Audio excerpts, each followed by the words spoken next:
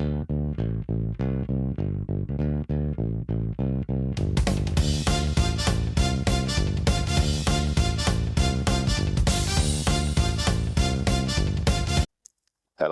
and welcome to the next episode of Rugby Through the Leagues podcast.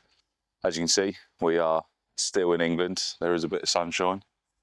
The mighty Gosport is in the background there.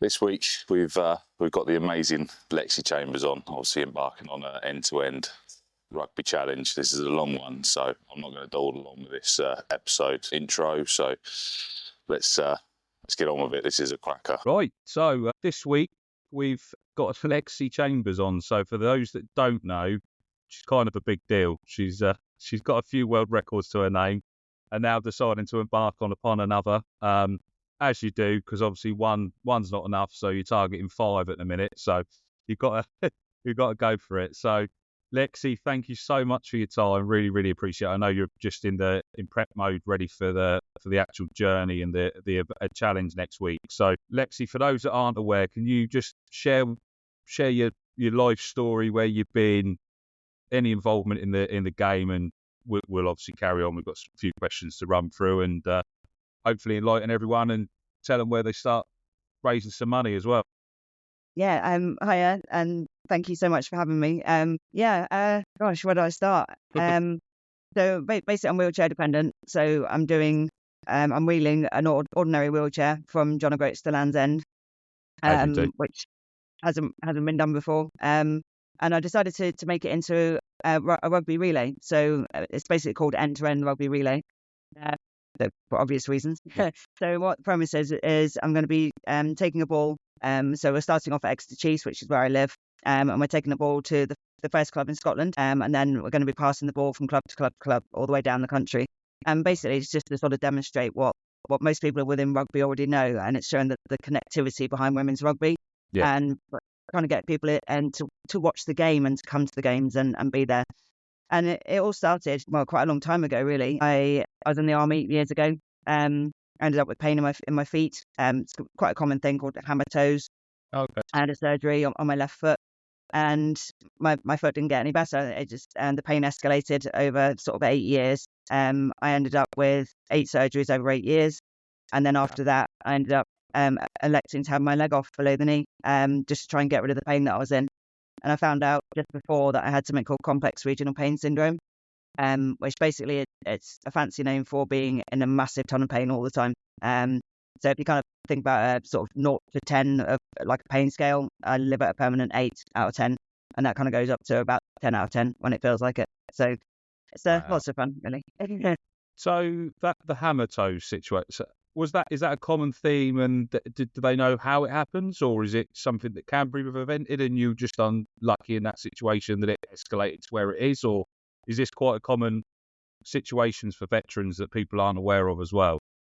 No, it's common for everybody, actually. Okay. So it seems to be more prevalent in women. Right. Okay. But it's something that you're born with, and basically your toes kind of sort of misshapen. So instead of your toes bending forwards, they bend back on themselves, and they arch upwards. So your tendons are quite short in your feet. So when you run and things, you're kind of clawing at your shoes, and it causes loads of pain. So you have to have surgery to correct it. So you basically have your joints removed, your tendons released. It's kind of lovely.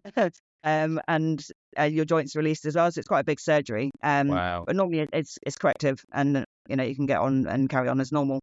Some people only have it in one toe. Other people have it in all of them. I had it in all of my toes apart from my big toe on both feet. So just unlucky, Wow. I guess. So obviously, as you said, you had to elect to have your leg amputated. You've only had the one amputated, correct? Yeah, just the one. Yeah. That must have been one hell of a decision to make. What sort of got to the point that one leg, did you like the other leg more than the other one, or was it just a case of that one was causing the most issue, that one had to go? That must have been one hell of a decision to go through. Yeah, pretty much. It was just the left one was the one that I had all the surgeries on. Surgeries didn't really work at all. They just caused more pain. I was on crutches, and then I couldn't do anything at all. I used to do sort of like quite a lot of sport. I'd do like climbing, pretty much anything that was sporty. I'd want to do, running, cycling, swimming, anything. And I couldn't do any of it. So it was a case of I need a bit of life back. So yeah, I literally said to my other half, look, if the next surgery doesn't work, which was taking another toe off, I said that's enough. I want the leg off. I was in like so much pain at that point. It was an easy decision, to be honest. And I thought if the leg comes off, I'll have a prosthetic. I can run. I can do everything else as normal. Wow. And yeah, that was it. So that was below the knee. Yeah, you didn't go. Yeah. So with the prosthetic, how long did that take for that to be fitted and adapted? Is that something? Because again, you probably had to. The passion that you've obviously outlined for sport is quite critical. Yeah. Did you have to relearn how to do all of that again? Have you fully adapted and fully got yourself back into it, or is that kind of where you are now? And yeah, so I had my leg off 4 years ago, and so you don't get a prosthetic straight away, so right. it takes about 8 weeks, and then like you have to heal quite a bit. Yeah. So I got a prosthetic to start with, and you sort of learn how to walk with it, and I adapted quite well. I was walking sort of relatively normally, and I was walking for quite a distance as well. But about 2 weeks after the surgery, I started to get a familiar pain, and I realised that the complex regional pain syndrome had come back in my stump. Wow. And then I got more pain on top of that, and I started to get stabbing pains as well. And we realised I had neuromas in my stump, which is a nerve issue. So I couldn't wear the prosthetic anymore, which is why I'm completely wheelchair dependent now. So it's a case of it was worth a shot. It was worth giving the amputation a go to get rid of the condition. Sometimes it comes back. Yeah. Again, just a bit unlucky again. So it seems that it does seem to be the way. So as you said, you've got a real passion for sport. Has that always been through when you were a child and stuff? Did you play rugby as a kid and stuff like that, or it wasn't around as much as a kid? Did you get much exposure you said you're in the army, correct? Yeah. So we played a lot of football in the army, but no rugby at all. When I was in, which was gutting. Yeah. When I was a kid, it just wasn't around at No. all. Even when I went to school, we never played any group sports at all, any team sports. We got all the kit, but we never actually did it, which was just an absolute nightmare. We spent most of our time doing things like tennis and long distance running and stuff like that. It was one of those schools that didn't offer a great deal. So I didn't actually find rugby until literally just after I had my leg amputated. Oh wow. So I watched the guys play rugby. Thought it was awesome. And then I went along to watch one of the Roses games at Sandy Park, and they played Italy. Yeah. And well, we can't miss out on this opportunity. Let's go along. And I just literally sat there and I was like, wow, this is absolutely phenomenal. I couldn't believe how tough the girls were, and they're just completely bonkers. They're just like running like freight trains in front of each other, and it's just like, wow, this is awesome. And found out that they had a local team, so Exeter women, and went along to that game and I actually only missed one game since then. So really, so it's wow. And we travel all over the country, sort of making sure the girls have got a sort of a bit of support. We go to as many England games as we can. And it completely changed our life, to be honest. So we do a lot of sport. We do a lot of sort of triathlons, things like that. And since then, it was like, right, where has this been all my life? I definitely would have done it if I had a chance to do it now. I'd 100% be playing. I was offered a place to play wheelchair rugby. I was going to say that is that been a door open for you? Is that something you're going to take part in? I'd like to give it a go. Yeah. So I've got a few. So I've got this challenge, and I've got a few others planned as well. So once I've done those, then I'll definitely give it a go, because it's incredible. Is that a local team to you down there? Is there a bit of an untapped? Because obviously wheelchair sports in the Paralympics and stuff grows a lot of popularity through that period. There's a lot of those sort of games, basketball, etc. So is there a bit of an underknown league of sort of wheelchair rugby that you've obviously had the door open, you're going to potentially tap into? Is that something that's actually out there that we're not aware of? Yeah, so there doesn't seem to be that many teams out there. Okay. And so the team that I got contacted by is West Country Hawks, and they're like they seem to be absolutely amazing. So, which Yeah. is awesome. And I know that quite a few of them are actually going to the Paralympics now. So, Oh, well. absolutely brilliant. Unfortunately, I think they're probably one of the only teams that are fully fully disabled. Right. A lot of people don't in the teams they can't get the full quota of disability or disabled athletes there. So they Okay. end up recruiting able-bodied athletes to Sit in basically a walk in, wheelchair and sit in the stuff. chair for the day and sort of join in. Oh, So okay. yeah, I think it's still quite unknown, and I think a lot of people with disabilities don't realise that they can do it. So I think that's a good thing to sort of spread the word about. You know, anyone can get a pro ball and don't mind being bashed around a bit. Well, you got the wheelchair to protect you to an extent, so there's Yeah. that'd I probably think help it a bit. protects you and kind of hits you at the same time. So We'll try and make the positives. yeah, exactly. Yeah, we had the similar thing. We had the England women's deaf captain come on there a few episodes ago, Michelle Holdsworth. So Yeah. she come on, and we've been really promoting the deaf game within England. They've just gone to South Africa for a summer tour as well, and the Brilliant. men's won every game. They won the series tour.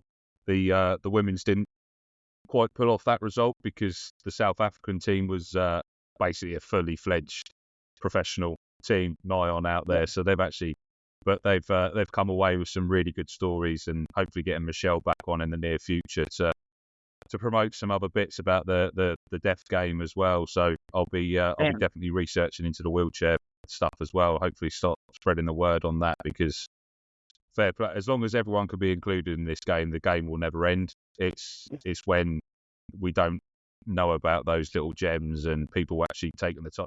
Even the able-bodied people going and spending that day being strapped into a chair and having to adapt, because that must be quite difficult, because they're probably spotting a gap in their head that they know they'd potentially get on their legs, but they're trying to have to judge it while learning how to use a wheelchair as well, that must be quite an impressive challenge for both sides as well, to try and understand that. So that's definitely something. Yeah, definitely.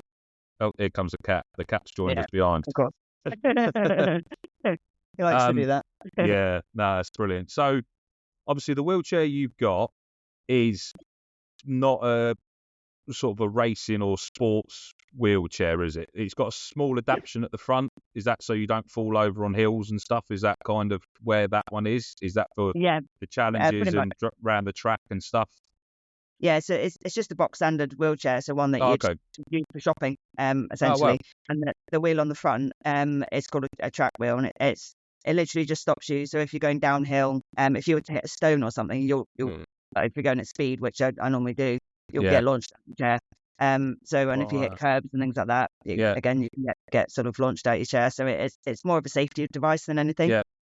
But yeah, I find it's massively beneficial. So without it, I'm absolutely useless at wheelchair skills. I have none at all. So I'm either half better in my chair than I am. Yeah. I'm absolutely rubbish. So it's really, really cool. It makes things a little bit tougher because it adds a bit of weight to it. Yeah. But yeah, I don't think I could do it without it. Really, I'd end up with breaking something probably. It's not one of those sort of shopping trolley wheels that just go in any direction. It doesn't just skew you off and put you in a different. No, thankfully. I don't know, going round and round in circles probably. No, man, never get anywhere. So how long did that take you to adapt to a wheelchair? Was it fairly instant, or was that take some time as well? Because obviously you said 4 years ago you've pretty much just cracked on, done all these challenges, or was you basically use these challenges to train yourself how to use the wheelchair? Is that kind of where you've went and just thought, sod it, I'm going to go all in? Yeah, basically. I came out of hospital. I was in my first wheelchair that I had, which was a ridiculously heavy thing. It was awful. It's one you literally get sent home from hospital with a chair that's impossible to move almost. And that was the first day that I turned around to my mother and I said, I wonder if I can wheel this from John O'Groats to Land's End. And the reaction was just like, oh no, here we go. Because my dad knows that if I get something in my head, it doesn't go. And so I spent I sort of tried to do it then. I was wheeling, started off doing like a kilometre, I think I managed, and then built up to 2 and 3 and 4. And, just building up like you would do with running or anything else. Yeah. You just, your body adapts over time. So learning how to use the chair and sort of using it as a sporting kind of tool at the same time. And then, just carried on. And it was about probably 8 months it took me to get a chair that was actually usable. So it's a normal wheelchair again, just a normal everyday wheelchair. But it took me quite a while to get one of those.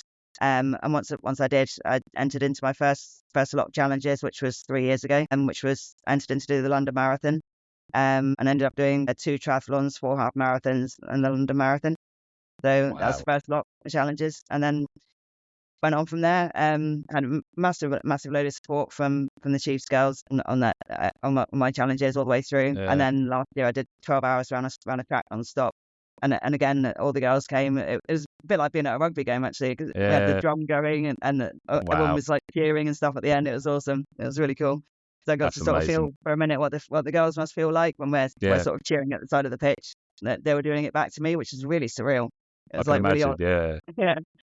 So the 4 challenges that you've actually got world records on, what were they for the people that aren't aware? Yeah. So the first one was the half marathon, and then it was the marathon, and then it was the furthest distance covered in 12 hours. All again using a non-sport wheelchair, so everyday wheelchair. And then the fourth one was I found out somebody had beat my record for the half marathon, so I went and did it again.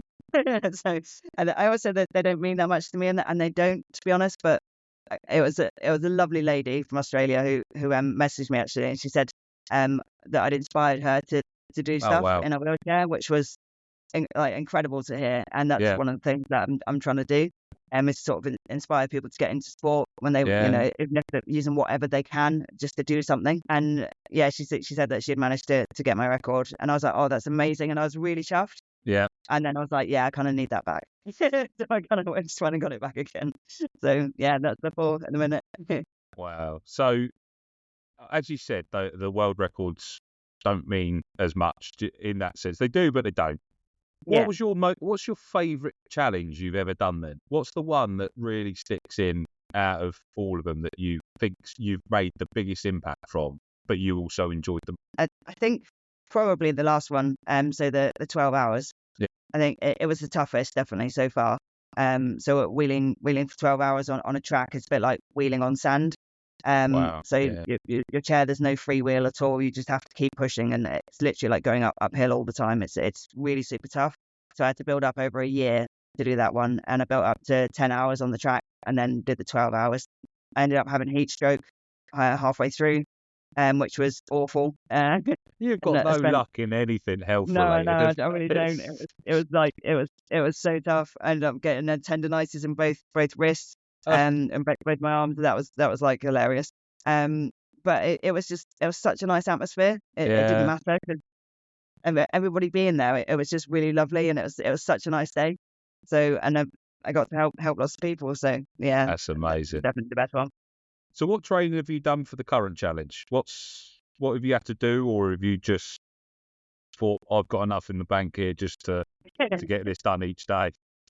Yeah, I'm lucky actually. From the last challenge, I ended up having a coach. So she's a pro rugby player called Charlie Willett.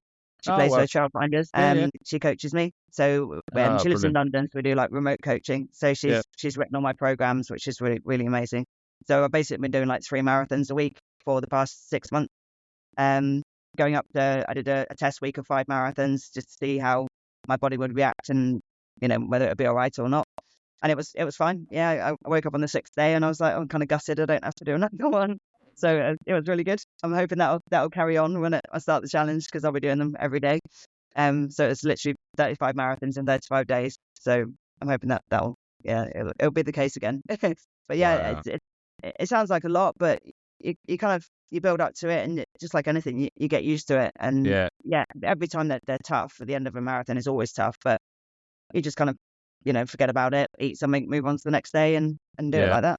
So have you got hotels booked, or is it a case you just got a sort of a camper van that's following you along with all the supplies and stuff like that, and you're just going to be able to rest because you've got a schedule you shared with me? You said some of the venues have changed and stuff, so we'll go through that in a minute. But are you targeting sort of 35, 40 kilometers a day? Is that roughly where it was at?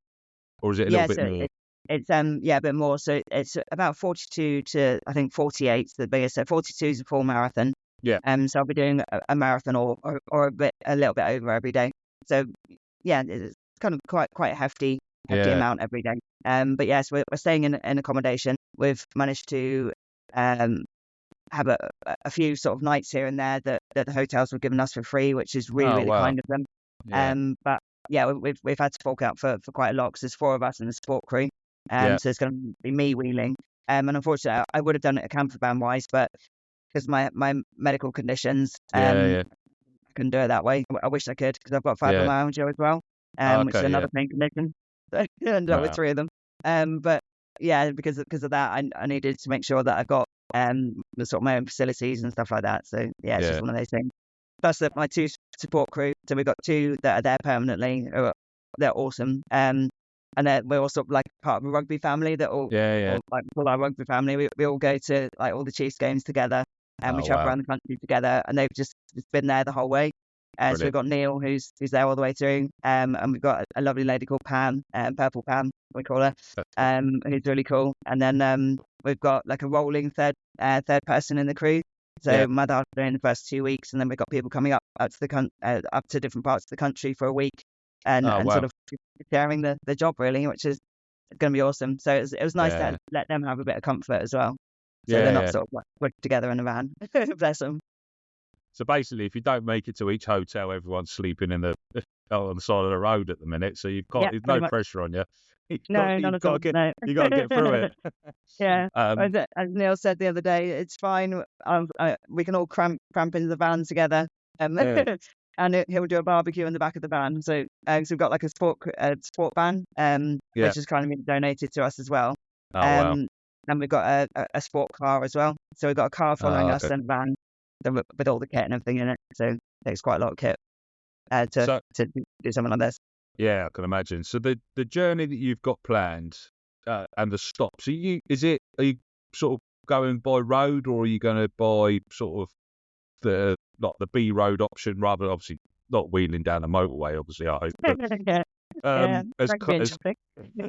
as close as possible. So you've obviously had to probably plan this quite in depth to make sure that you can get along the road. Was anyone driven the route, or have you just sort of Google mapped it and thought, yeah, that might work? Is that pretty much where it's Google gone? Map. Yeah, Perfect. literally. Again, my other half, bless her, she's been painstakingly sat there in front of a computer for days on end. Just Yeah. so we had a lady that did the whole route, and then we Yeah. Google mapped it to make sure it was okay. So we ended Yeah. up having to make a few changes along the way. It ended up that I think I was on like a dual carriageway at one point, which wouldn't be ideal. And then there was a few paths that the vehicles couldn't make it down, so we had to change a few bits. So the kilometres started off at I think about 1,300, and we've ended up at 1,508 kilometres is the total. So it's like 947, I think, miles. So just under 1,000 miles. Not too bad. Amazing. Yeah, well, something to keep you busy, isn't it? So Yeah, definitely.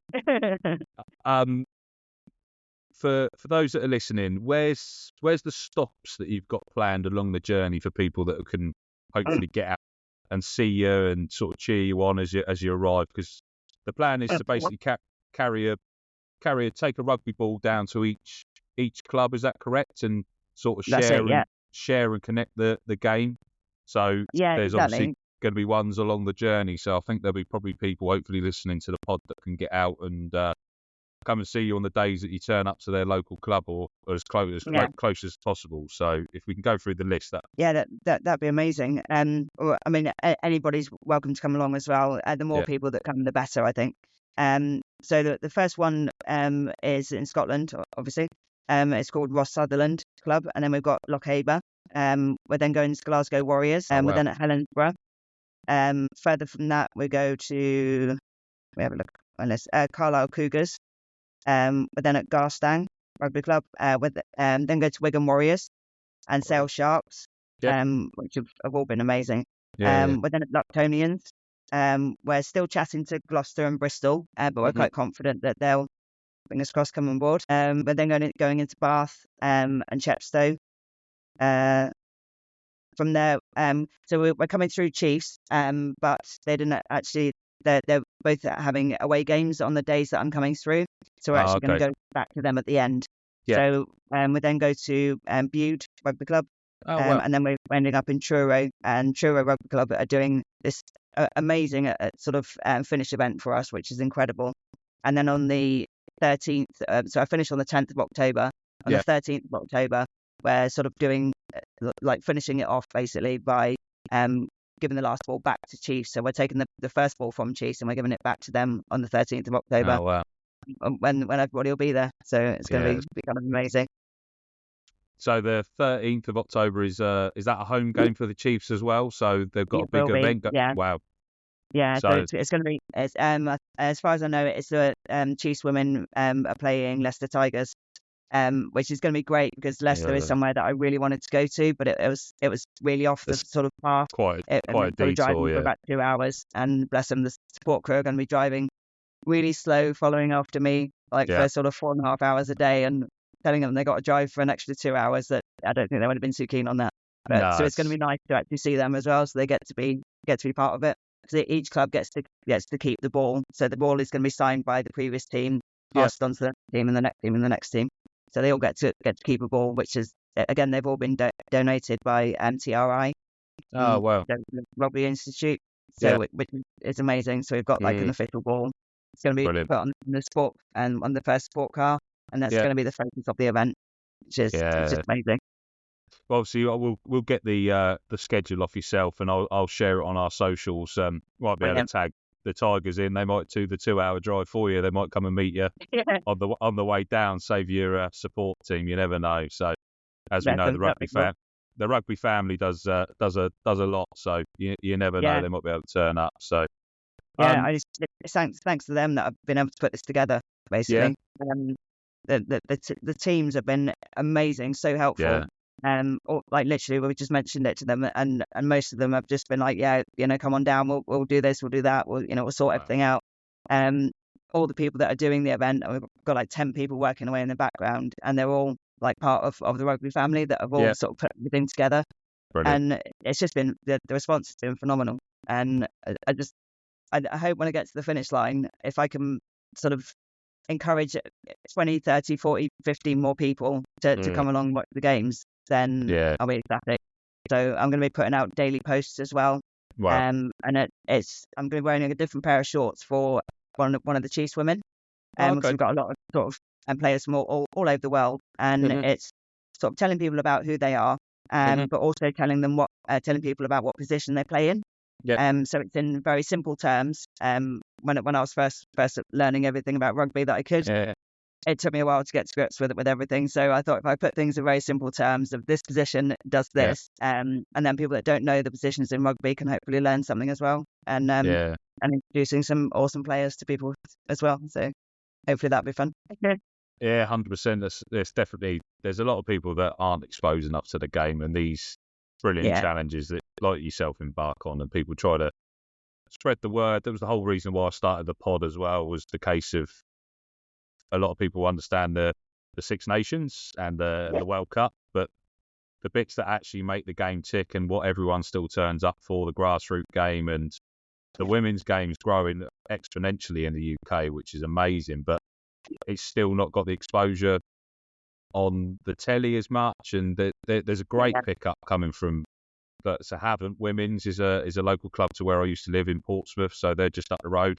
They had, I think the other day they had over 50 women turn up to their training on a Tuesday night, which is really good to see. That's a brilliant turnout, and I think they've got 2, maybe 3 teams nearly on the women's level as well. So and they've got a youth system as well, which is really doing well. So it's a game in the up, and we've got to carry on promoting it as much as possible, because to be honest, definitely. Sometimes the women do better than the men in the internationals. So we got to cover our bets somehow. So they haven't done too badly in the Six Nations and that, have they? No, exactly. Yeah, definitely. So as a rugby fan, how important do you believe that obviously connecting grassroots and the pro game to allow people to fall in love with the game and feel like they can become something with the game? Do you obviously within the women's game, I think the disjoint is not quite as bad as for the men's game. I think because obviously the women's have been able to sort of push themselves forward. Is that a fear that you think that the women's game might become a little bit more disjointed because there isn't the leagues under the PWR that's got that continuity to close the gap, and that the Women's Premier League becomes an isolated piece similar to what the Men's Premiership has? I know they've obviously just approved promotion and relegation, but the last thing we want is that to happen in the women's game.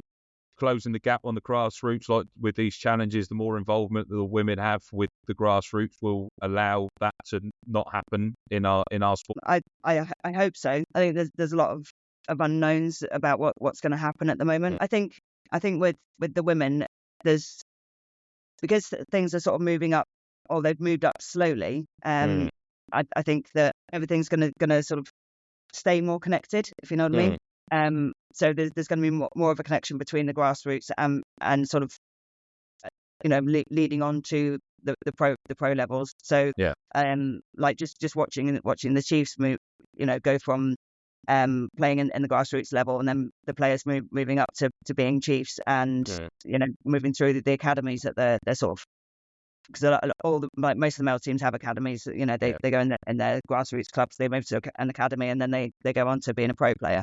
So a lot of the women's teams didn't have that.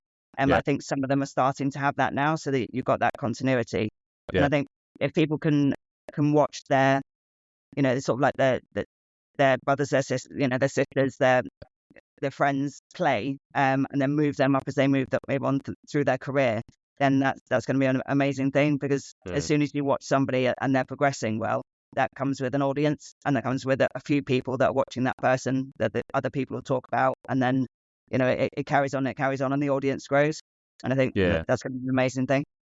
So obviously, as you said, you've gone to a few England games. Do you see that the price is increasing because of the popularity? Do you think there's a little bit more of a tax because they've done better to a certain extent, and that's closing out a certain level of fan? Because the women's game is more inclusive, 100%. There's more families go to it. Everyone that wants to go and watch that game is there because they love the game. They love what it represents. It allows families to go and watch a sport that they can feel part of. The men's games is similar, but not. It's a little bit more disjointed. It's a lot more expensive. It's already the ship sailed potentially. The last thing we want to do is that with the women's game, because the women's international bit is the big beast for a lot of fans to get together from across the UK and England to allow them to see their roses, correct? Yeah, exactly. Whereas the PWR doesn't seem to have that level of attendance at the minute.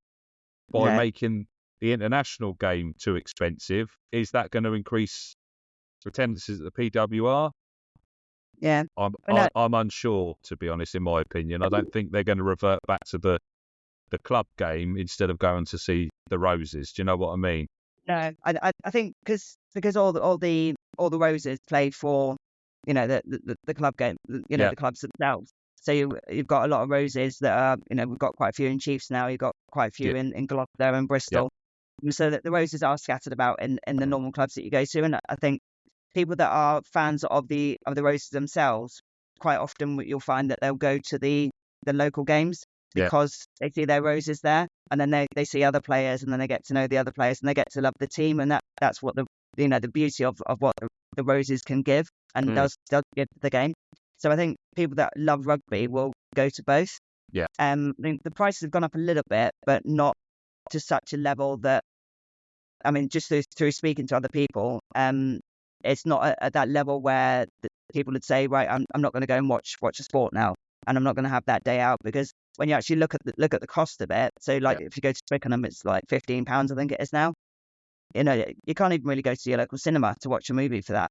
So you're getting 4 hours of entertainment, because most people go a bit before, and they'll go and have some food or walk around, and then they'll watch the game, and then they'll stay a little bit afterwards and see the team. And so you've got like almost a whole day out there for £15 per person. And that's still not that much really when it comes to what enjoyment, what experience you can have, and what that can bring to people as well. So for me, it's not just it's watching rugby and loving the game, but it's the whole atmosphere. which is second to none. And I've never actually felt anything like that. I've been to concerts and other things, but the rugby atmosphere is just incredible. And you get, a stadium like Twickenham, that's full. Even at some of the local games, I think we had 6,000 last year at Sandy Park, and everyone was making such noise. It felt like a full sort of 10,000 plus sort of stadium. It was incredible. And it's that sort of atmosphere that I think people, well, if they come along, they tend to love and not worry about when it comes to. I think if the price sort of quadruples, then it might become a worry. But I think they've got. I think they're saying 30-40 quid for the sort of the Women's World Cup is going to be the sort of entry level ticket, and then by the time you get to Twickenham, because obviously if you drive up, it's going to be 3-4 hours for you to get to sort of Twickers. Yeah, probably 100 odd quid in fuel. If you get the train, you're looking at pretty much the cost of a 3-bed semi somewhere. To be honest, train prices are obscene. They're a bit ridiculous. It's not just the price of the ticket. It's the accessibility across as well for a lot of families. By the time you paid 4 tickets at 30-40 quid, that's quite a lot. It soon adds up, doesn't it? And I think that's potentially we're going to lose the price point. And I think, as you said, it's priced actively now to make sure people attend, and I just hope they don't lose sight of that, especially with the Allianz agreement, because obviously we're not allowed to call it Twickenham now, are we? Forgot about that. It's so hard not to. It's really hard not to call it Twickenham. What a calamity! They've really missed the bar with that one. Like 100%. I think so. Bring the game, bring money into the game, and find ways of it getting to the grassroots, but you can't rename home, can you? No, exactly. It's like changing Buckingham Palace to being sponsored by TikTok or something like that.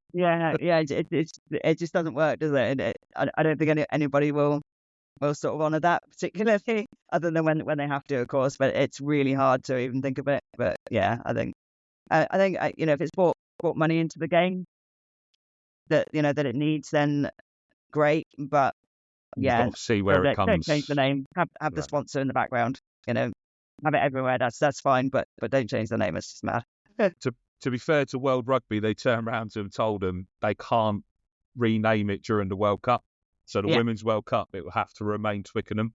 So they can't rename. So fair play to World Rugby. They've got something correct for once, because they usually miss the bar on a lot of things as well with them. So they've enforced it to stay Twickenham, which is it's a crazy thing. So are you? Because England have got New Zealand in September, and so you're probably going to miss that. You'll be on your challenge. Wow. I'm gonna miss, and I think there's 2 games I'm gonna miss. So, which I'm massively gutted about. Really gutted. We actually looked at sort of where we were and saw if it was feasible that we could go over, like go and watch the game and then come back, and it was just like it's just not possible. But I suppose a small sacrifice to hopefully help the women's game a little bit. So hopefully that works. Hopefully they can obviously get you on the big screen and stuff as well, and share the journey, because obviously that would be a really good thing to see from the RFU, just to try and support something that's trying to grow the grassroots game. So that'd be amazing. We'll start tagging them in this stuff, see if we can get them involved, because it's an amazing challenge, and there's not enough done for the grassroots game to spread that connectivity. There's a lot of fans that are at a point that they can't continue doing everything, because there's now they've put the price up for, obviously the Champions Cup's now only available on Premier Sport, so you've got to have 4 or 5 different subscriptions, and for a typical rugby fan, you're looking at 90 odd quid a month just to be able to watch the games. Which is, it's just mad. It was a bit like it last year with having to have TNT and things like that, and you got like Rugby Pass and stuff, which is great, but a lot that it's quite often difficult to access the games on some of the platforms as well. So you'll be sort of playing catch up and trying to like patch in, and it goes dead in the middle of a game, which is really frustrating. So that doesn't help with things. I always think, they had this problem with women's football. So, it took people to realise that actually it's got potential. So they put a load of money in it and took a chance on it. Yeah. And I think doing that with women's rugby would pay off as well. And obviously it's easy for me to say I don't know what the books look like and all the stuff in the background, but I think from talking to so many other people that are big fans of the game and of women's rugby, that they would, they all seem to think the same thing. And they'll think, well, just take a chance on it and see what happens. Because, we've watched, Twickenham, say that bad word again. First time I went in there, it wasn't completely packed. And, I've watched it, I've gone in there and what was it, 40,000 when they had the Six Nations final last year. And that was just amazing to see. And I think it's got the potential of filling the whole stadium quite easily. And in other stadiums around the country as well, that it's got that potential. But when I first started going to Chiefs, there was like 300 people there. And now regularly there's 2,000 or more. And that's on days where it's cold and miserable. Yeah. So you get a lot more than that. But I think there's still potential to be more than that. And there's a lot of people that don't know about it, and they have sort of a differing opinion. So they'll go and watch the guys play, which is amazing, and they definitely should. But they think that the girls' game is going to be Nancy Pantsy and that kind of thing, and they shouldn't be more wrong. So it's these girls are honestly, I've never seen anything like it. I don't know how they're that tough. They're just incredible. So I think that's something that blew me away completely. Is that how they're still walking? In your opinion, how do we give the game that exposure? How do you think, apart from pumping the money, because we've got to find somebody that's got to put the money in, and I think that would have to be a global agreement as well to grow the women's game. I think you'd have to find somebody that's going to fund every women's league across the world to make that viable. I don't think just putting money into the sort of the PWR will be able to suffice growing the game enough for a global piece. So I think that would have to be a global finance. Yeah, definitely. I think the women are doing an exceptional job of putting themselves out on social media. I think they are. It's like, is it Alona Maher or from America, who's got about 8 billion followers on Twitter or whatever? It's stupid. There's an obscene amount, and she's like 3.2 million on Instagram alone. So you look at the other platforms that she's on, and she's doing amazing things for the sport and for the body positivity as well, which I think is a really good thing to do. So there's a lot of negativity around sort of women's sport in general, but especially women's rugby. And I think she's doing amazing things to sort of educate people and say that you don't have to be a certain body type to be a professional athlete. And that's what I think a lot of people forget. These girls are professional athletes, but they're professional athletes that also have to work on top of being a professional athlete. So you imagine doing that. The training and that they do. There's like 6-8 hour sessions that they do. And then they're going to work in the morning just beforehand, or going to work in the evening, and it's just not right. It's just very bizarre that they'd even have to do that, because in other sports you don't have to do that. You can just be a professional athlete, and it's really tough on them. But they spend so much time doing social media and things like that, and they are doing an amazing job. I think that the local clubs can potentially do a little bit more and put more out there about the girls. I think World Rugby could do a bit more, and then I know they've got great plans for the World Cup, and it sounds like it's going to be incredible. And the venues that they're going to as well, they're great venues, all of them. I mean, we're lucky that I think we got 2 games here in Exeter, so I'm really chuffed about that. Yeah, brilliant. I mean, I'll be interested to see what happens with it. I think putting a lot more promotion out there on mainstream sort of platforms that people use. So, maybe in the morning when people are more likely to watch TV at prime time, sort of TV spots, and having just bits out there about it, having it on social media repetitively, just saying to people that, that this is how much it costs for this amazing day out. Come along if you can, that sort of thing. And bring your kids along and inspire, watch your kids get inspired by these amazing girls. I think just having it there and getting people talking about it is going to help. I think it's something that football does at a minute. So I'm a Portsmouth fan, obviously used to live down here, grew up, season ticket holder, etc. There's a common thing that they do is kids for £1. So a Yeah. parent will bring there'll be a full paying adult, and they can bring as many kids along with them, and that full paying price adult, it's a kids for £1.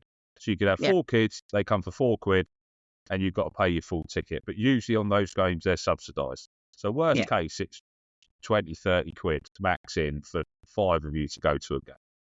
Yeah. Rugby doesn't seem to close the gap on certain kids' tickets, especially in the men's game, because the women's game, brilliant. I think the price point is basically there. You're not going to go wrong with if it's £5 for a kid to every game, and the season ticket's probably 35 quid or something stupid like that. It's subsidised heavily enough to make it work. I think the men's game, I think a section like that where you can make sure that you've got, or even just say on the day, actually, we've got all these tickets unsold. Adults come, you get a subsidised price, but your kids come free. Yeah, I think great idea. Because they're going to lose money by the seat being empty, but by the time they've come there, the kids ended up talking to their parents into buy them a bottle of Coke, a packet of crisps, a burger. They've made money on there, and they might have then gained another fan that will come more often. Yeah, definitely. I think we're very close as a game to, because the financial dependencies are there so much, you can't subsidise things too much, but in turn, it would save the clubs down the line. It's a very short-sighted response. I think the women's game, obviously, as you said, it's might be £2, £5, whatever it is for a kid. That's easily accessible. It's just the men's game doesn't seem to close the gap, and I might be completely wrong there, but it's not publicised enough if it does happen, and I think that's the biggest issue. About it happening, no, and if it does, again, it's the women's game's pretty much nailed the social media aspect, and I think obviously the women's game being so accessible on social media, but that's all. Majority of that's being pushed by the player himself, which I think a brilliant aspect within the women's game, that they feel free enough to be able to do that, because a lot of the men aren't able to, because if they say the wrong thing, do the wrong thing, game over. They lose. They potentially lose their career. Whereas the women's game, obviously, the incident during the Olympics where one of the GB athletes made quite a serious error on what ended up on social media, but the rest of them pretty much got it nailed. The men's just doesn't sit. There's no icon, there's no idol that you can see. Whereas the women's game's got those sort of players. You've got the Maddie Levy coming in from Australia Sevens. You've got that Ilona Maher coming in, and all of these amazing female athletes with massive outreach. But they're also not being pushed to support, push the right things within the game. There's a lot of stuff to bring them followers. But there's not as much to say, I got started because this, and this. It's not being. They've got an amazing platform. I think there could still be bits that they could do to bring more in, because a lot of kids and a lot of parents are only getting told the bad things about the game. That your head's going to get knocked off. You're going to be in a wheelchair because you've got concussion 6 times, and you're not going to be able to know your own grandchildren and stuff like that. You get told all the bad things about the game because people are so risk averse within society in a minute. Yeah, they are. They don't. The one thing that could probably benefit more, because I've played the game. Obviously, you fell in love with the game. You see the values. You see the rugby family. You gain people within your family. Sometimes you don't even want them there, but they're there if you need them, aren't they? Yeah, like you right. call them up exactly. and they're there. And that's the beauty of this game that doesn't get sold. And I think there's enough people now within the women's game that have got the platform, but are they getting to the point where they're too scared to push things or call things out? Ilona done an amazing thing the other day, though, where she managed to secure basically £4 million for the women's America, because she put it out there and said this needs to be done. And it was incredible. And you said the way things are, which people don't know, that they have no idea.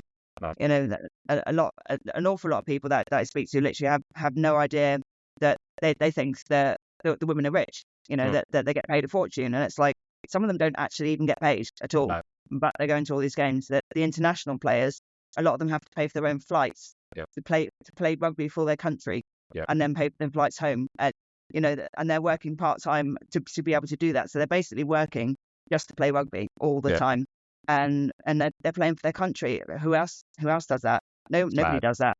It's absolutely bonkers. But I think they could probably sort of say a few other bits about the game, but it makes me wonder, 'cause knowing a few of the girls and how passionate they are and how much they want the game to grow.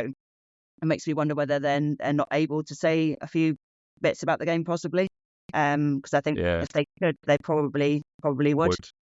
So it's that sort of the grey area that that only the privileged few know about.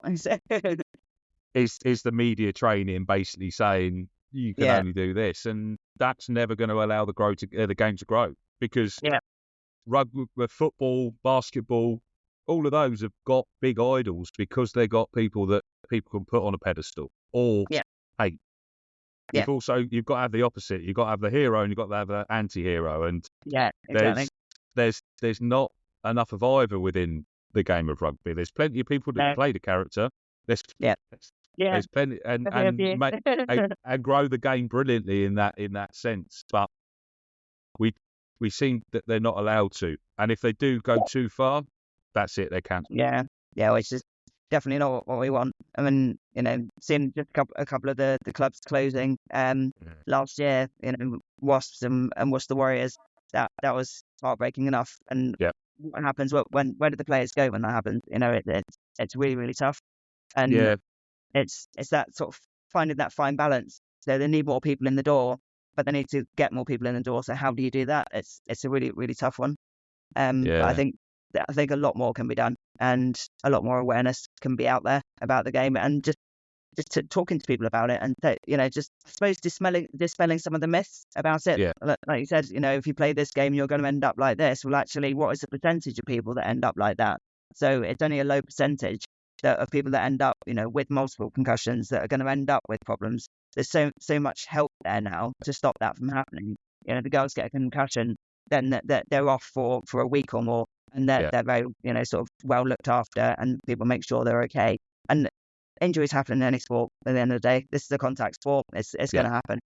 So, but it's showing that people, I think, the other side. You might get injured, but you get injured in everyday life and in other sports anyway. But this is the one place that you will find that camaraderie. And I liken it to sort of when I was in the army, and the camaraderie I had there, I thought that I'd never get anywhere else. And actually, I've found it again in the rugby family, which is somewhere where I never thought that would happen. But I have that literally the same sort of, you can call someone up whenever you want, and they will always be there for you. And that's exactly what rugby gives you. And I think that's, if any sort of, little youngster goes along and you tell the parents that that's what they're going to get, they're going to have friends for life, they're going to have a community where they'll fit in, then it's worth it every day of the week, isn't it? 100%. I don't think we do enough in schools as well. I think the schools don't close the gap enough. Like, as you said, if you found the game at school, you'd been in love with it forever. You went to a school that obviously clearly didn't do much in sporting team supports, which is obviously quite critical for a lot of people. Not everyone's a lone bird. They want to be part of effectively like a pack, don't they? They want to feel part of something that's going to make a difference. And you do make friends for life when you find the right team and your right teammates. And I think the schools don't go far enough because they're too scared that somebody's going to get hurt on their watch. And also the problem is the teachers aren't educated in all sports. They come in usually because they've done teaching degree in PE or whatever it is these days, whatever they've got to do.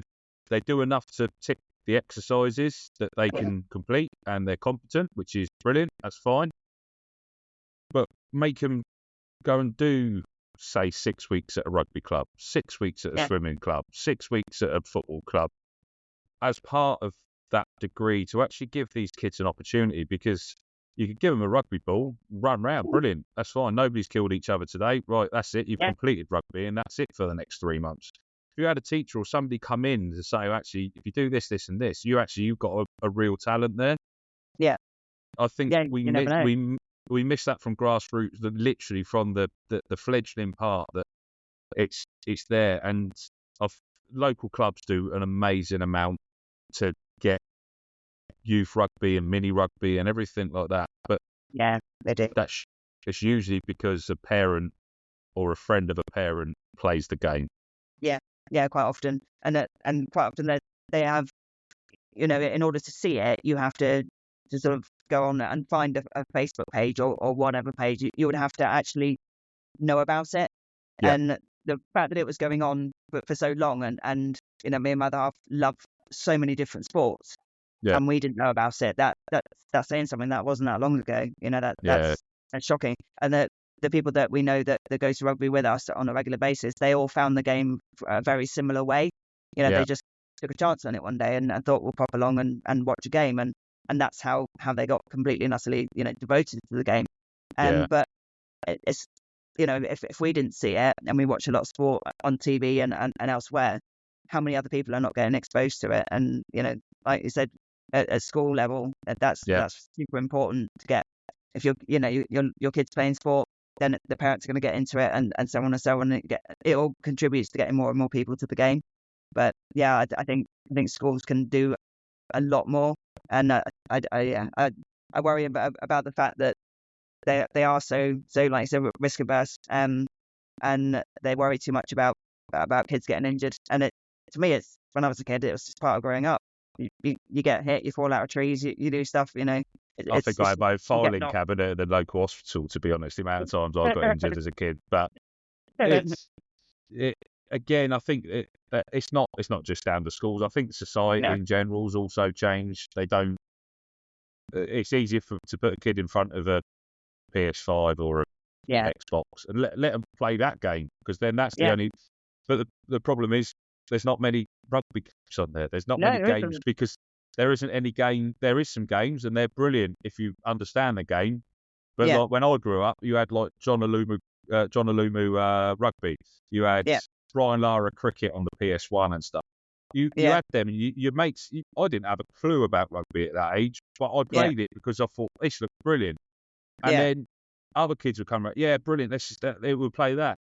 But there was such a big gap. It just disappeared. And then they've now got Rugby 24, 25, stuff like that. So they've got games out there. But again, unless you're a rugby fan, you're not going to buy it. You're not going to pay out ever much.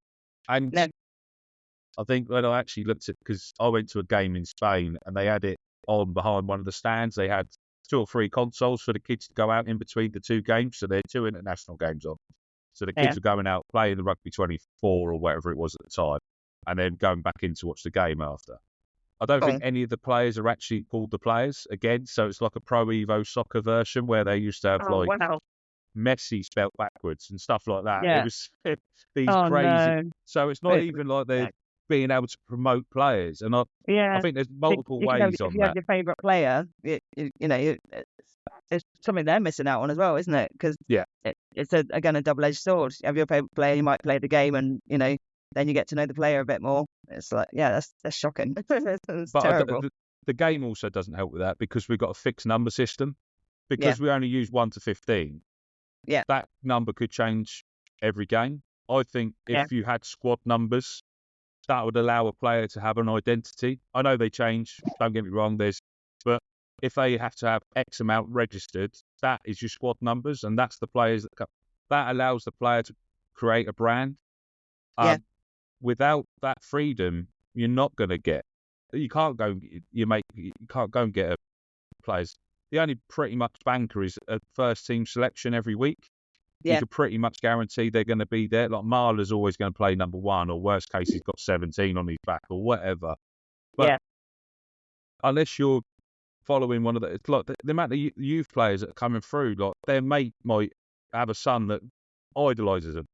They can't go get their shirt number with his name on the back because there isn't one.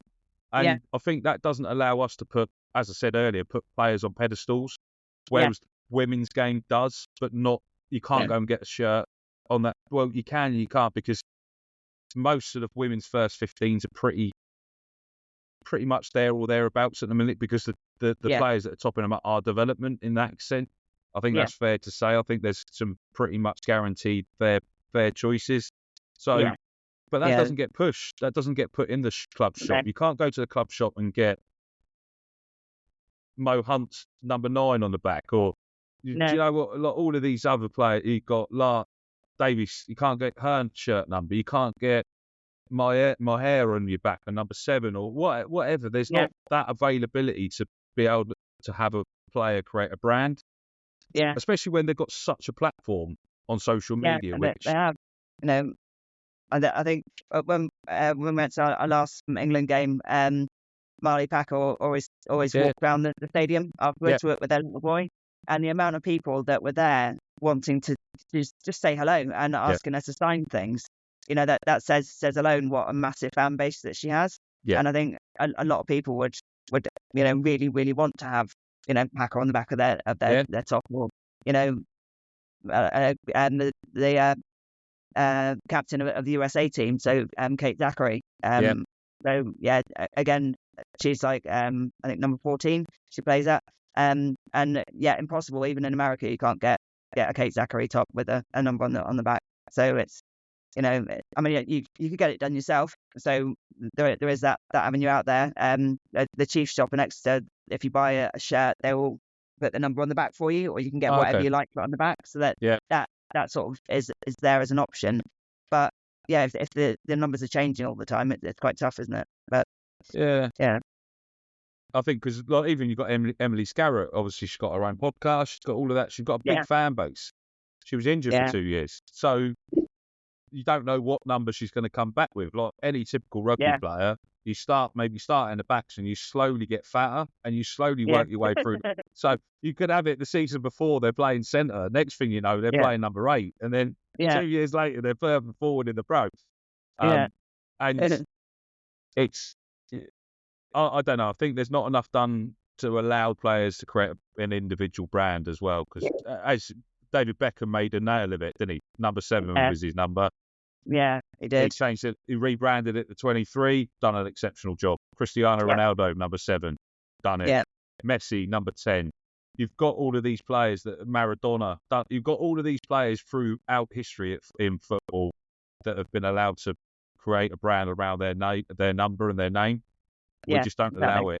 I thought Omaro Atoje would be the perfect character for that, because obviously he signed for, was it Rock Nation under like Jay-Z and all that? So he signed for a big brand deal. Yeah.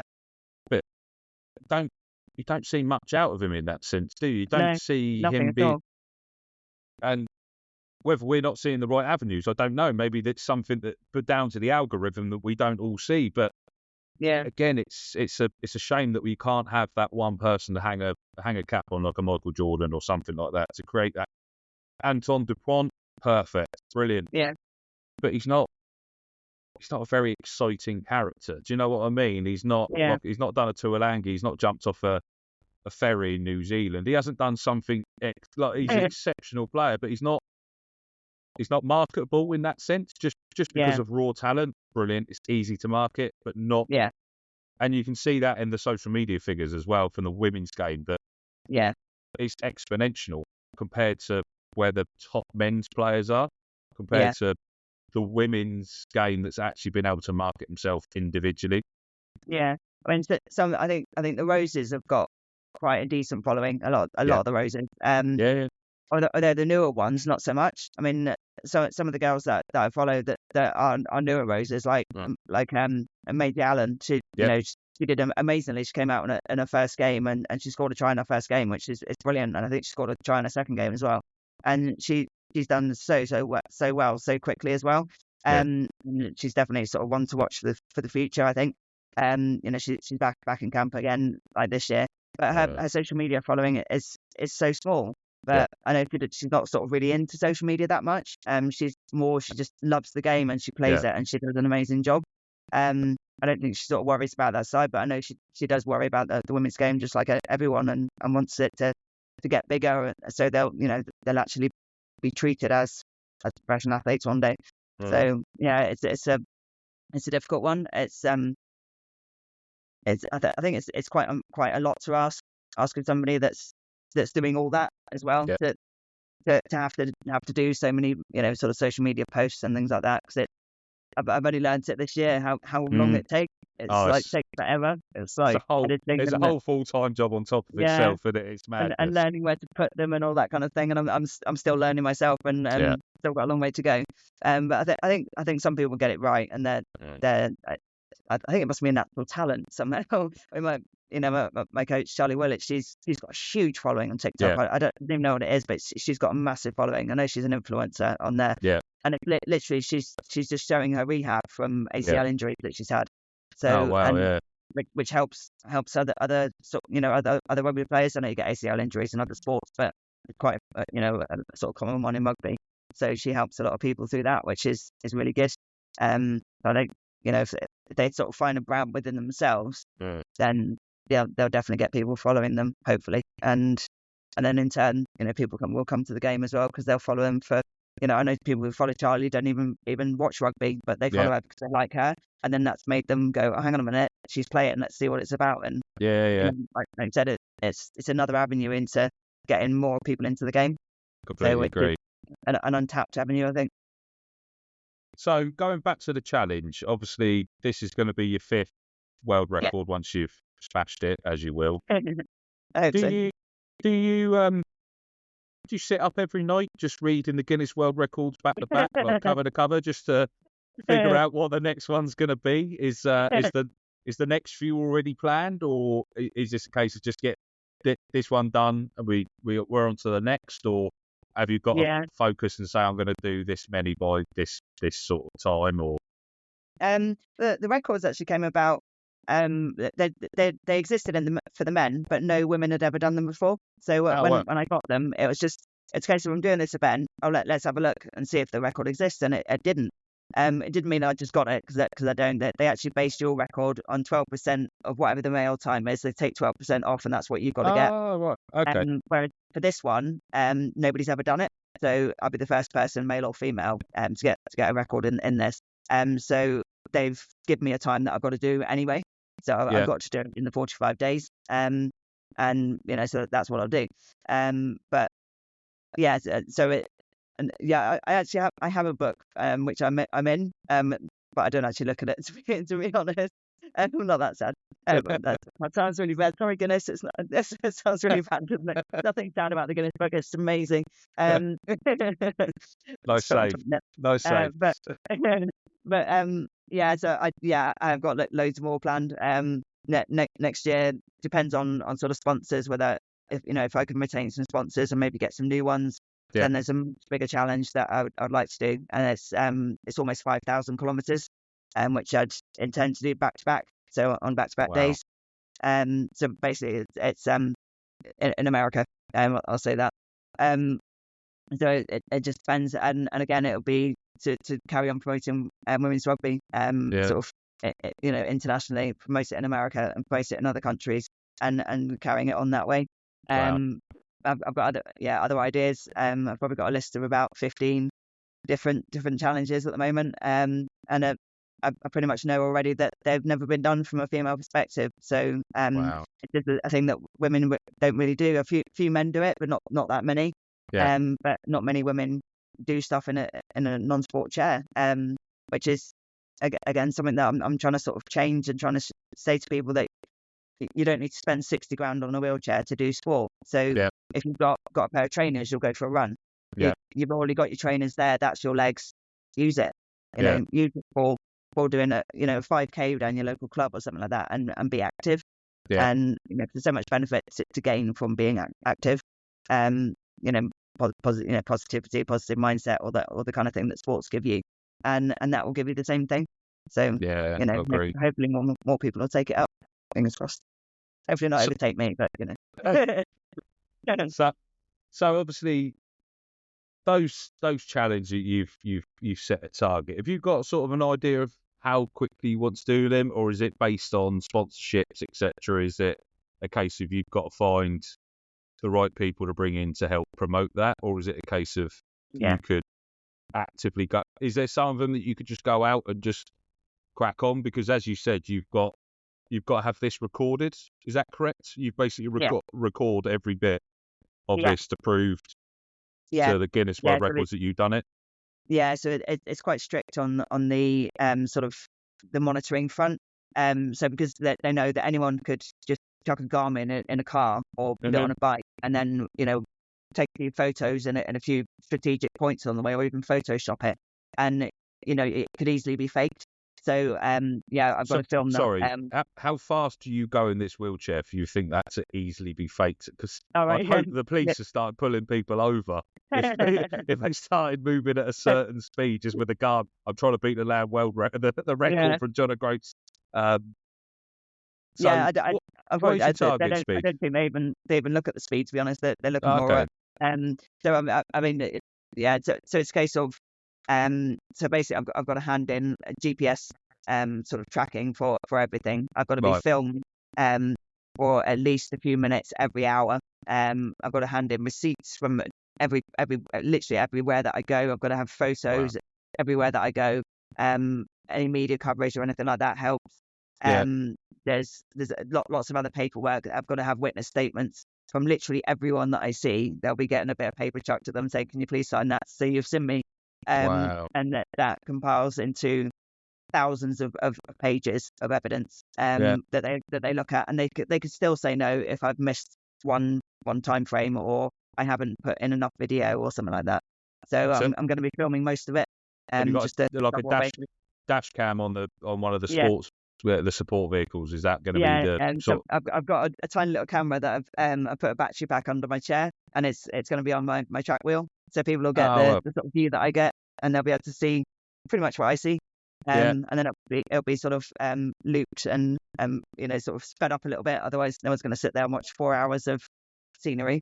So it'll be sped up a little bit so people can see what I'm seeing each day. So which would be quite good fun.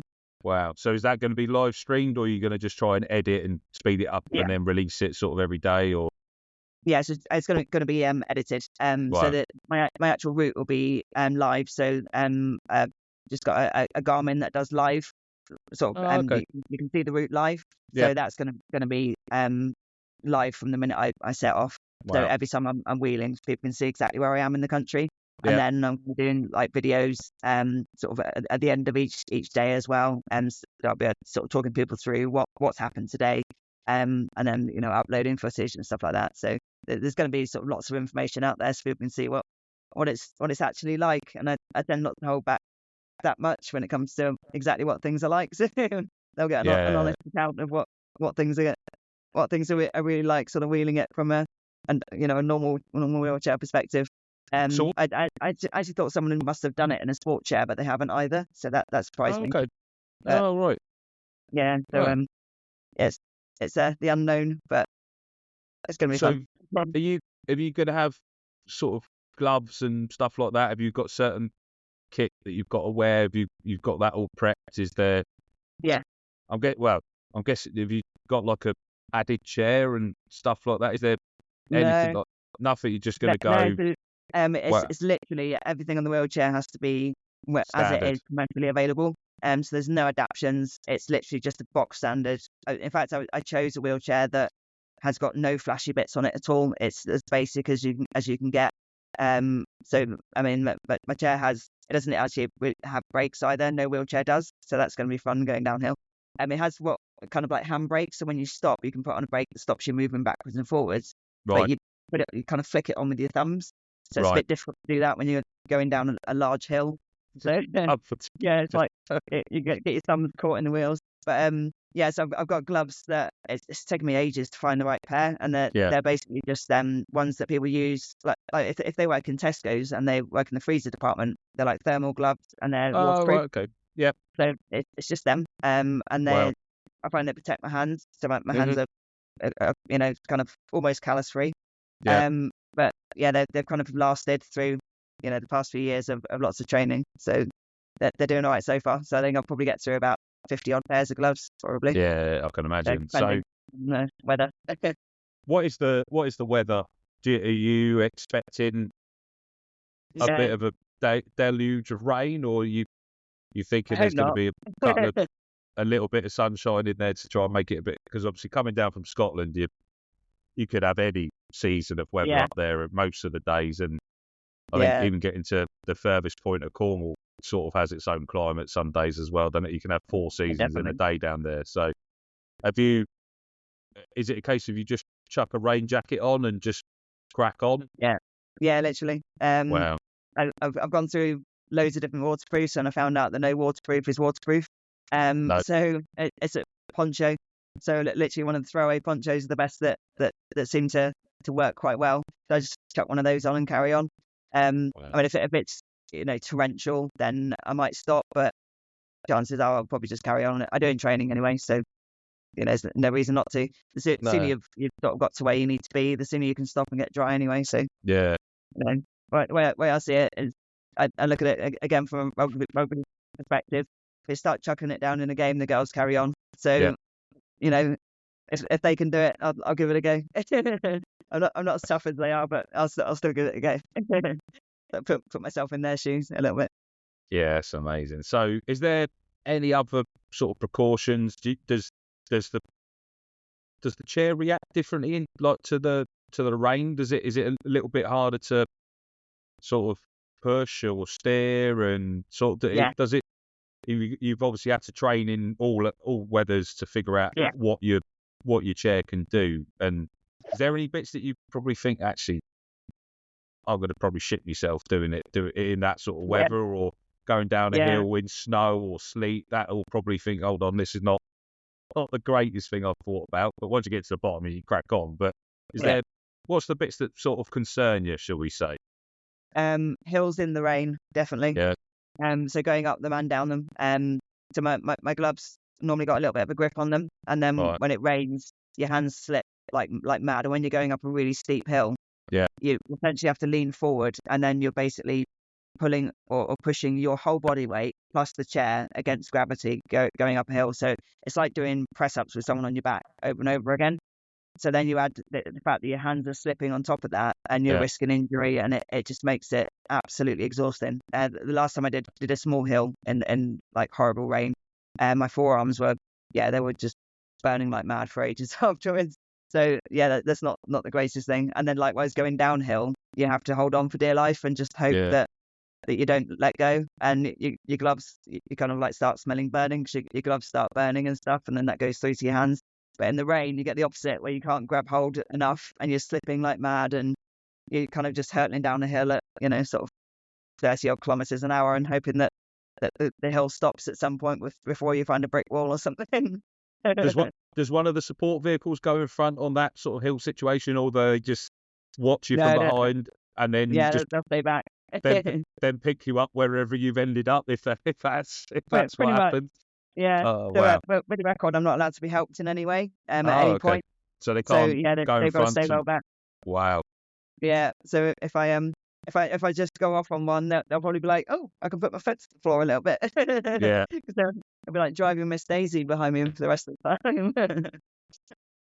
So you can't use any sort of grip aids, sort of anything like that. You can't spray the sort of the glue stuff that rugby players use on, because there's a lot of lads at grassroots rugby that have got no hands pretty much. Yeah. So they spray this glue on to try and help them. You can't use any of that. It's literally fully unmodified. I didn't even know that existed actually, but no, I presume not. So literally obviously that's on your gloves, not on your wheelchair though. So it might be a loophole. You never know.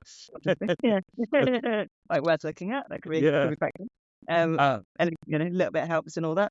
But So the chair is just literally as simple as it can possibly be. When I first did my first record, the track wheel wasn't acknowledged at all. And now they've started acknowledging it in the records. And my last one had front wheel written next to it. Right.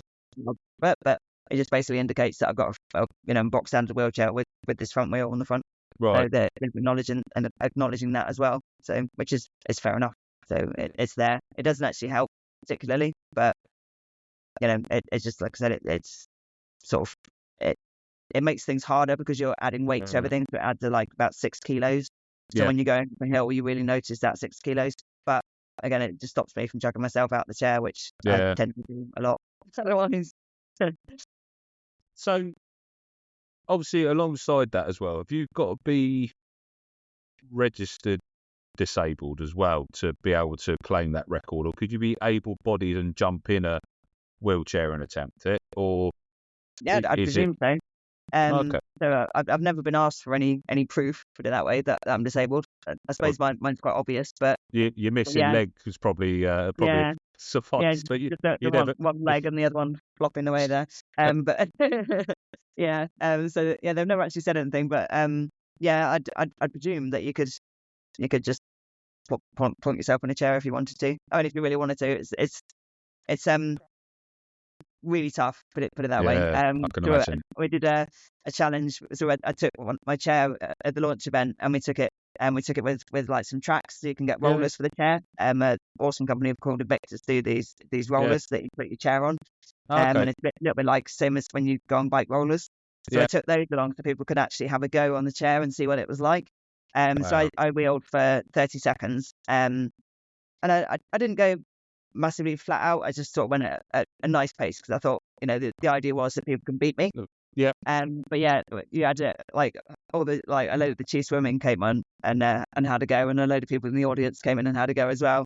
And they were all sort of going hell for leather. And we got two people actually equaled my time, which was really awesome. Wow. So amazing player Emily Satosi, who plays for Canada and Chiefs as well. And a chap that works in BYD. So with cars, the BYD cars, Yeah. that's my sport car. Oh wow. They've been awesome. They've sponsored me for the sport car, which is really cool. Yeah, that's phenomenal. And yeah, they all got to have a go and feel what it was like, and that their response was like, how just 30 seconds is really tough. How do you keep going for hours?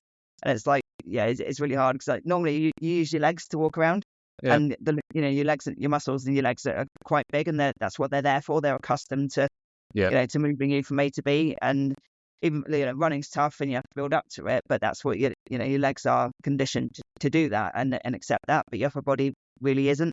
So you have to sort of retrain your upper body into being your legs essentially, and accepting the fact that you've got to do repetition over and over and over again, and your body be okay with that, which it never really is, but you kind of just pretend that it is. That's fine.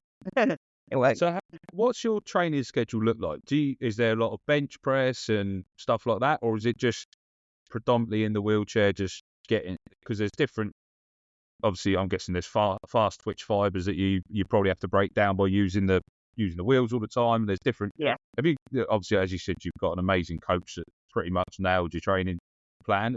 How's that broken down? So I do. So I've got the 3 marathons that I'll do. One of them tends to be faster than the other 2. One encompasses hills, so I do quite a lot of hills on one, and then one's a little bit slower. Then I'll do normally a couple of hours on the track, so I'll do like an interval session on the track, and then I go straight to the gym, and then at the gym, like the sleds, so you use a lot in rugby. I'll use a strap on one of those and put it around my stomach, and then I'll tow about 60 kilos, and I'll like wheel with that, so it simulates going up really steep hills. And then it's things like just normal exercises like lat pull down. I'll do a lot of shoulder work, so shoulder presses, lateral raises, things like that. So lots of stuff for your shoulders. Even stuff for my biceps as well, because I'll use those quite a bit from going around corners. You pull with one hand and push with the other, so actually use biceps quite a bit. Quite a bit of tricep works when you're pushing up a hill. It's mainly your chest and triceps that take the brunt of that. So there's quite a bit of chest work in there as well. So yeah, bench press. So I'm doing at the moment I'm doing single arm dumbbell presses. That isolates one side of the chest and then the other, which is quite helpful. So everything just sort of to mimic the movement that I'm doing, but adding extra weight to it. I even do weights on my leg, on the leg that is okay.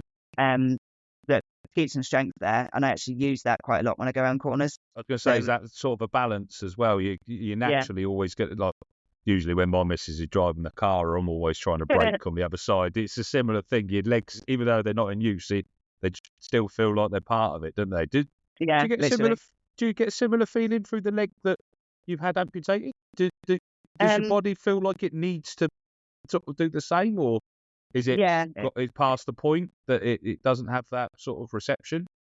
No, it still does. So my left leg's is a lot smaller than my right one. Yeah. It kind of looks a bit bizarre because it's really small. So the muscle mass is kind of like wasted away. But yeah, it still tries best to try and get me around corners, but it doesn't quite work. So I kind of like find myself leaning a lot when I have to like go up the right and then a breeze around the left, and it's quite unique. You just kind of have to train your body to accept the fact that it's going to do a little bit, but yeah, it can't do a lot. So there's no foot attachment, so you can't use it that well. So No. pain. So the obviously the gym, you just said that you go to the gym. Have they had to adapt for the chair, or do you just you're able to just jump on the normal, like the lat pull down is obviously usually a fixed machine in most gyms. Have you got an adapted one, or do you just sort of jump off your chair and onto the machine and make best use of what's in front of you? Jump off. Wow. Yeah, literally. So just jump off and on. So when I had my leg off, one of the so I live in a first floor apartment with no lift, and we sort of thought about moving, and it was like, well, actually, I really like where I live. I didn't want to change it, so I thought, well, how can I change? Being independent from where I am, and carry on being independent. So I found a way of getting my chair down the stairs, just by you kind of like crawl pretty much, and just like let the chair sort of lead you down the stairs, and then pull it back up the stairs. And it's just finding different ways to do things. Which, I mean, some days I can't do it, so if pain's really bad, it makes it tough. But most of the time I can be pretty much independent, and I go up in the lift into the gym, wheel around. There's not a lot that I can't do other than the treadmill. That's a bit tricky, but could look a bit bizarre as well, hopping around the treadmill. You could use two of them. Use two treadmills next to each other with your chair. Yeah, I could try that. That'd be quite fun. Yeah, they'll let me do that next time I go. But yeah, most kit, I'm quite lucky that the gym's quite good. It's got like hand bikes and stuff like that, and I use the rower quite a lot. So I warm up on the rower just using one leg, and it works. It's good. So amazing. Yeah, I mean, most things you can adapt to you. It's just about being a bit creative, and kind of changing things to suit you a little bit, and it works. So what's been the hardest bit to adapt to then? I think that for me was not walking, and that's still a tough thing for me to. So I don't think I'll ever accept the fact that I can't walk. So after my surgeries, I've had like 20 surgeries so far. And after my event, 6 days later, I've got a pre-op for another surgery on my nerves in my leg, and hopefully that they can have a chance of fixing those nerves. And if they can fix them, then I could potentially wear a prosthetic for maybe up to 20% of the time. But because of the pain condition, I can't wear it all the time, and I won't be able to wear it. I won't be able to just walk with a prosthetic. I'll probably have to have crutches as well, and that'll be for like a very small period of time. But yeah, that bit is the most difficult, because I think I keep sort of asking the doctors whether I could try it again and have an amputation again and go higher, and see if that would get rid of the pain condition, so I could be mobile all the time, and I could actually wear a prosthetic.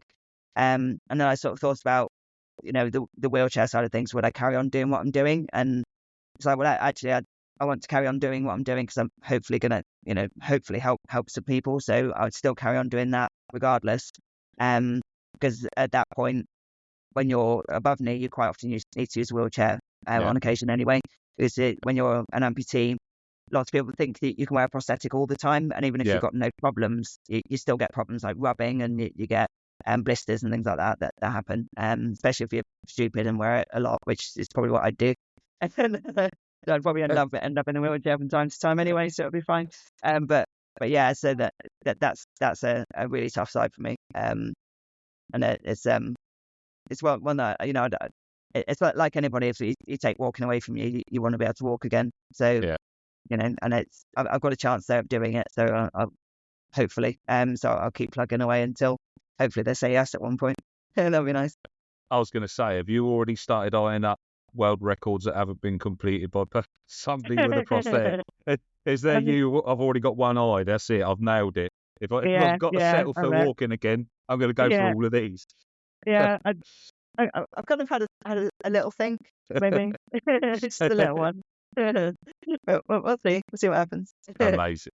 Lexi, this has been an absolute revelation. It's been an amazing conversation. You're an absolute amazing person for what you're doing. Spread the word about the game and just doing what you're doing, just being out, just so positive about everyday challenges. Like, my back hurts occasionally. I got a bit sciatic from playing rugby. I thought it was a bad day some days, but you seem to be absolutely smashing life with so many challenges in front of you, and you're just bashing down walls everywhere. So Thank you. it's been an absolute honour to have you on, and thank you so much. And obviously we're going to promote as much as we can across all socials and keep in touch with you throughout the bit, so we can share people where you're going to be on what days and Yeah, we'll do, everything like, definitely. and hopefully share that and push that as much forward, because it's a well worthy cause and being Thank carried you. out by such an amazing person. Thank you so much for your time. Thank you so much. Thank you. It's been absolutely amazing talking to you. Brilliant. Thank you, Lexi. Let's keep in touch. Let's get this promoted as much as we can. Yeah. Can I just say, if people want to have a look at their website, it's called end2end.org.uk. So just end with a 2 in the middle, and then end.org.uk, and then it tells them basically what I've told you. So it'll tell them all about the challenge and where they can go to donate, and where they can, where they can see me, hopefully. Yeah. So in a few days' time, it's like quite scary. Yeah, it's amazing. Thank you. Brilliant. Cheers, Lexi. Thank you. Thank you so much. That episode comes to an end. Thanks for everyone that's watched all the way through. I know it was a long one, but there was plenty to fit in. Great guest again. Next week, we are going actually out into the field with... we've got a little bit of a turn up. We're going down to Gosport. We're going to go watch their last pre-season game over at Millbrook, get it all readied and get that released before the first season game on the 7th. We've got a little bit to go out in the field, and we're going up to Newbury on Friday night as well to watch their game against Swindon. Millbrook are over there as well, so with some amazing bits. We're actually getting out and seeing the grassroots and getting some real life interviews. So the next episode is going to be a little bit of a mismatch of interviews with different people, but it'll be raw and out there and actually out in the field to understand the day-to-day battles of grassroots rugby and those that make it click. So yeah, can't wait for that one. And we'll also be announcing the new competition that's coming up as well, so watch out on the socials for that. So there is a nice new competition coming up for us as well. So thank you for everyone that's joined, really appreciate it. Keep safe. Ciao.